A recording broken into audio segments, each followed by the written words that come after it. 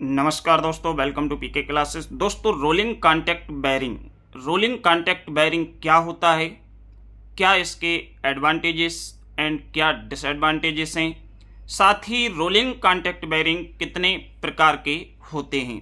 आज की वीडियो में हम जानेंगे रोलिंग कॉन्टैक्ट बेयरिंग से संबंधित समस्त जानकारी। सब्जेक्ट आपका मशीन कंपोनेंट डिजाइन। तो सबसे पहले हम रोलिंग कॉन्टैक्ट बेयरिंग के बारे में बात करें तो दोस्तों, जो भी छात्र पीके क्लासेस में फर्स्ट टाइम है, जो अभी भी पीके क्लासेस से नहीं जुड़े हैं, वह चैनल को सब्सक्राइब करें। साथ ही दोस्तों, आप पीके क्लासेस की मेंबरशिप ले सकते हैं चैनल को ज्वाइन करके।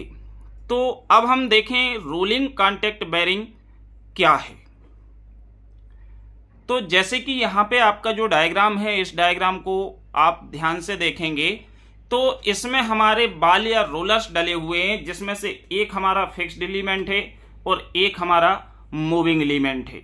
तो बेयरिंग तो आप सभी लोगों ने देखे होंगे, बेयरिंग्स के बारे में आप जानते भी हैं, देखते भी हैं कि हमारे जितने भी मशीन एलिमेंट होते हैं, रोटेटिंग पार्ट होते हैं, उन सभी जगहों पे बेयरिंग्स का उपयोग होता है। यहाँ तक कि हमारी बाइसिकल से लेके, बाइक से लेके, इसके बाद आपके फैन जो होते हैं, सीलिंग फैन, इन सभी में बेयरिंग्स का उपयोग किया जाता है। ऑटोमोबाइल्स में, या यूं कहें कि जितने भी रोटेटिंग मशीन्स एलिमेंट होते हैं, कहीं ना कहीं उसमें बेयरिंग लगा होता है। तो rolling contact bearing is one of the most important bearing that use spherical balls और rollers between the stationary and the moving elements. जो रोलिंग कॉन्टैक्ट बेयरिंग है, यह बेयरिंग्स में से एक महत्वपूर्ण बेयरिंग होता है जो जिसमें स्फेरिकल बॉल्स या रोलर्स होते हैं, किसके बीच में? स्टेशनरी एंड मूविंग एलिमेंट के बीच में। जैसे कि इस डायग्राम में आप जो आउटर सरफेस है, इसको फिक्स्ड एलिमेंट दिखाया है। इसके बाद आपके अंदर जो बॉल्स हैं या रोलर्स हैं बेयरिंग के अंदर, वो डले हुए हैं, और अंदर जो सरफेस है उसको मूविंग एलिमेंट्स या मूविंग पार्ट दिखाया गया है। A rolling contact bearing also known as in anti friction bearing. Rolling contact bearing में जो फ्रिक्शन है वो हमारे स्लाइडिंग बेयरिंग के कंपैरिजन में काफी कम होता है, इसलिए इसको हम एंटी फ्रिक्शन बेयरिंग के नाम से भी जानते हैं। अब इसके एडवांटेजेस क्या हैं? तो यदि हम इसके एडवांटेजेस की बात करें तो इसमें सबसे पहले लो स्टार्टिंग एंड रनिंग फ्रिक्शन। तो मींस इसमें जो फ्रिक्शन है, सबसे पहली एडवांटेज ये है कि एंटी फ्रिक्शन बेयरिंग कौन सा होता है? तो rolling contact bearing anti friction bearing कहलाते हैं। ये पहला एडवांटेजेस है। Ability to withstand momentary shock load. इस बेयरिंग के अंदर एक कैपेबिलिटी होती है कि जो मोमेंट्री शॉक लोड आता है या फोर्स आता है, उसको क्या कर सकता है? रजिस्ट कर सकता है, रोक सकता है। थर्ड है low maintenance cost. Rolling contact bearing की जो मेंटेनेंस कास्ट है वो काफी कम होती है। और small dimensions. Overall rolling contact bearings के जो डायमेंशंस हैं ये स्मॉल होते हैं, छोटे होते हैं। Fifth advantage, easy to mount. इसको आसानी से हम किसी भी जगह पे असेंबल कर सकते हैं, माउंट कर सकते हैं, और साथ ही इसको ओपन भी किया जा सकता है।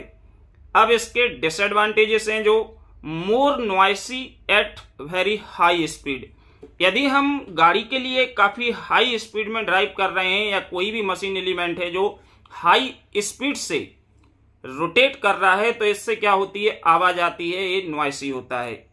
सेकेंड डिसएडवांटेज, मोर इनिशियल कास्ट। जब हम इसको परचेस करने जाएंगे तो इसकी जो इनिशियल कास्ट है वो काफी ज्यादा होती है, लेकिन मेंटेनेंस कास्ट काफी कम होती है। Third disadvantage, design of bearing housing complicated. अब हम इसकी जो बेयरिंग की डिजाइन करते हैं, तो जो इसकी बेयरिंग हाउसिंग की डिजाइन है ये काफी डिफिकल्ट होती है, मीन्स कॉम्प्लिकेटेड होती है। तो these are the some advantages and disadvantages of rolling contact bearing. Now types of rolling contact bearing. Rolling contact bearing कितने प्रकार के होते हैं? तो बेसिकली इसको दो पार्ट में डिवाइड किया गया है। रोलिंग कॉन्टैक्ट बेयरिंग में एक तो बॉल बेयरिंग होते हैं और सेकंड आपके रोलर बेरिंग्स होते हैं।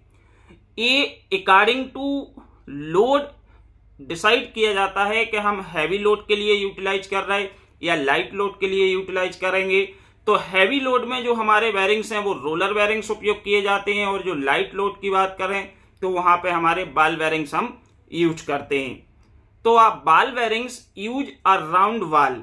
सबसे पहले तो आपको ध्यान रखना है कि जो बॉल बेरिंग्स होते हैं उसमें राउंड बॉल होते हैं। बॉल तो आपने देखी है, जो आपकी क्रिकेट में बॉल यूज होती है, इसी शेप के जो हमारे बॉल्स होते हैं मेटल्स के, ब्रॉन्ज के या ब्रास के, तो ये हमारे किस शेप में होते हैं? Round ball. And its rolling element and it use for light loads. तो means ball bearing use a round ball as it rolling element के रूप में जो रोल करते हैं, और इसका उपयोग करते हैं किसके लिए? लाइट लोड्स के लिए। इसके बाद जो बॉल बेरिंग है ये फर्दर डिवाइड किया जाता है। इसके भी कुछ सब टाइप्स होते हैं, जिसमें एक आपका रेडियल बॉल बेरिंग होता है और दूसरा है जो थ्रस्ट बेरिंग कहलाता है। तो बॉल बेरिंग्स के दो प्रकार हैं, एक आपका रेडियल बॉल बेरिंग्स और एक आपका होता है थ्रस्ट बेरिंग। सेकेंड हम देखें तो रोलर बेरिंग्स में क्या होते हैं? रोलर्स के रूप में होता है। अब वो स्फेरिकल शेप में भी हो सकता है या किसी अदर शेप में भी हो सकते हैं। तो जो रोलर बेरिंग्स है ये हमारे जैसे कि बस है, ट्रक है या हैवी वेटेड व्हीकल्स जो होते हैं, जहां पे ज्यादा लोड आता है उस जगह पे रोलर्स बेरिंग का उपयोग किया जाता है। तो रोलर बेरिंग्स में जो रोलर है वो हमारे रोलिंग एलिमेंट्स होते हैं, और इसको हम फर्दर 4 कैटेगरी में डिवाइड करते हैं। या जो रोलर बेरिंग्स हैं ये 4 प्रकार के होते हैं, जिसमें जैसे कि टेपर्ड आता है, नीडल शेप में आता है, स्फेरिकल भी होता है, and last is cylindrical rollers. Means जो रोलर बेरिंग में बॉल की जगह पर रोलर्स होते हैं वो हमारे कई शेप के होते हैं, और इस बेरिंग की जो डिजाइन है वो अलग अलग होती है।